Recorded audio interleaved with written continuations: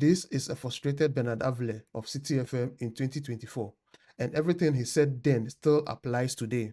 It is profound and refreshing to hear him speak on national issues. Take a listen. So we don't understand development, we don't understand economics. Let's stop teasing ourselves. We don't know. You must apply knowledge to free your citizens. That is why we are here. They didn't bring us here so that they'll rank us on some World Bank, something that we are doing well. If you want to know, you traveled across the country last week. You saw it. Look at the people you went to meet. People sit like 300 people waiting with business, waiting for this guy to finish speaking his long away and give them something to eat, to add to their. I mean, wow. In a country which, at the time of independence, no sub-Saharan country could compare with us. Went to all the schools. We had people who even went to the British to argue to preserve our land long before the East Africans did it. Aborigines rights protection. The time John Say and Saba and Co were educated, people in East Africa and Southern didn't have that level of education. We were so far ahead. We've been tickling ourselves and laughing and setting the wrong question for 40, 50 years. So now they've chosen Baumia. What Facebook? They will start doing the comparison of it. That's all we know. Why is the transformation? So those of you who spend your energy on social media just doing partisan politics, has your life been transformed? Do you know what transformation means? In a generation, somebody born in the 70s in Singapore was born into a poor country. By the time their son entered university, they were in a first world country. In 30 years. You think they did it by just doing politics on Facebook? You must be joking. They were working hard. They closed in. They made difficult decisions. People sacrificed. Why is the sacrifice? How many of us even go to rural communities to even see what's going on there? To even understand what's happening in your own country? You get me? You think Singapore, they did it just by praying and clapping? You must be joking. Look, put on the TV and see what we do on Ghana television. Look at what we do. People are doing lotto. People are preaching all kinds of crazy things. And we think we can transform a country with that? No. And you don't know Bible more than me, so don't even go there.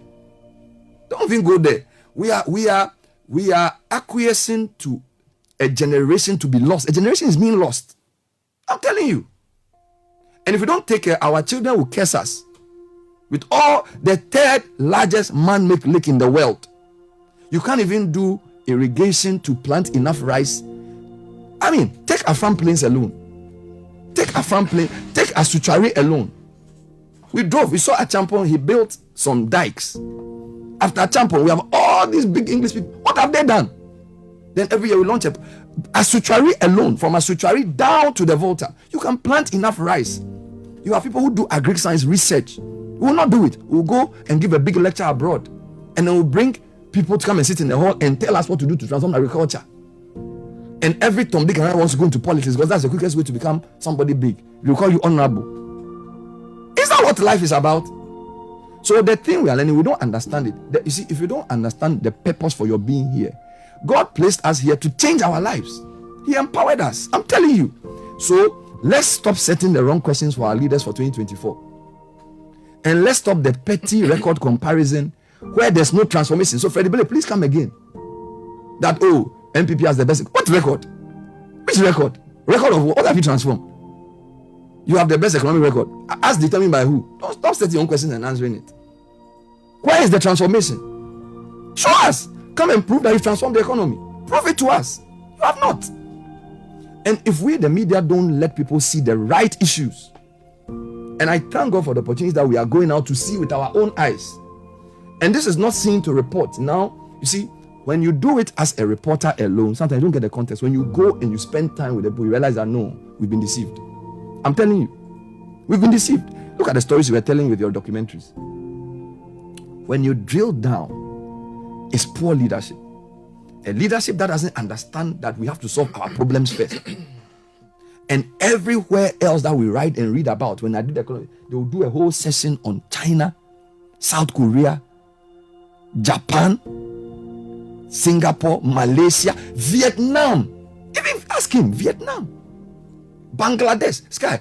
Now Bangladesh, I am told between Bangladesh and Pakistan, over 90% of the apparel, they control that industry. Bangladesh, they are poor. They are plenty. They are more than if Ghana and Nigeria combined. But they own the apparel. So which one are we owning? Which one do we want to chase? And apparel is value additional. We, every year, gold, cocoa, timber, come same thing. So please don't come and give us people who come and do Bukulong gold, cocoa, silver. Where is the value addition? Bangladesh has picked 70% of the world's buttons are produced in one province in China. 70% of the world's buttons, probably including the one you are wearing, are produced in one province in China, the whole world. 70% of the world's buttons, you can check it. One province is producing 70% of the world, so they focused on buttons. Bangladesh is focused on garments. What are we focused on?